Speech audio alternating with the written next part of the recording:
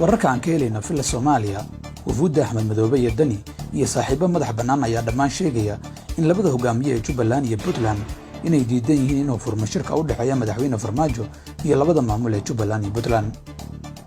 Dani iyo Axmed Madoobe ayaa tan iyo markii ay Muqdisho tageen Talaadadii waxa ay wadeen kulamo ay la qaadanayaan madaxda mucaaradka, xubnaha beesha caalamka iyo xildhibaanada labada aqal.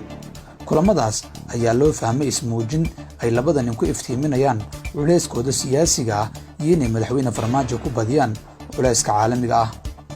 shirka ayaa la qorsheeyay inuu xalay furmo laakiin wuu baaqday. sidoo kale waxaa mar kale la isku dayay inuu caawa qabsoomo laakiin mar kale ayay diideen labada nin inuu shirku furmo.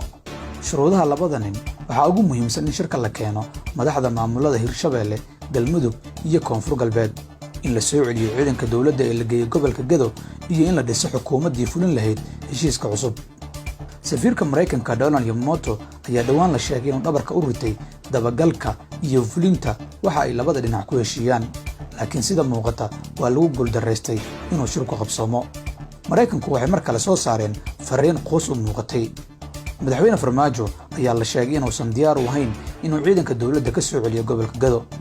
madaxweynaha ayaa ku doodaya inay ciidankaasi xuduudda joogaan oo ay dalka ka ilaalinayaan wax kasta oo kaga imaan kara bannaanka.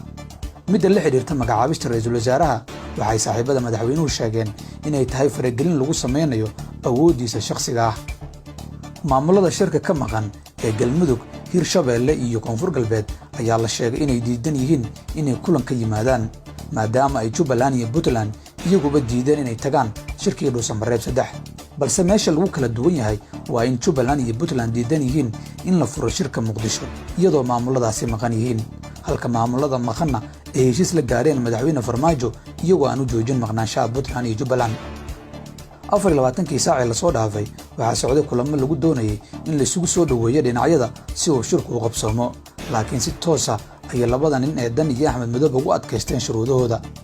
ila muhiim oo ka tirsan filla Soomaaliya oo aan weydiinay inay macquul tahay in shirku fashilmo ayaa sheegay in ilaa Sabtiga haddii ay Axmed Madoobe iyo Dani wax iska bedeli waayaan inay macquul tahay in shirka lagu kala tago.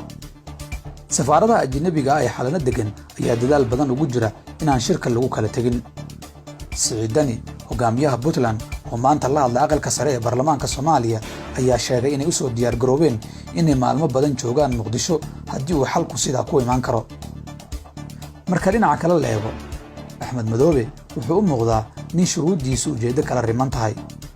dadka sidaasi qaba waxay leeyihiin muxuusan hadalkan u sheegin shirkii Dhuusamareeb 2 ee dawladda federaalka ah iyo maamulada, weliba isagoo kulan qaas ah la qaatay madaxweyne Farmaajo kadibna sheegay in wax walba laga heshiiyey.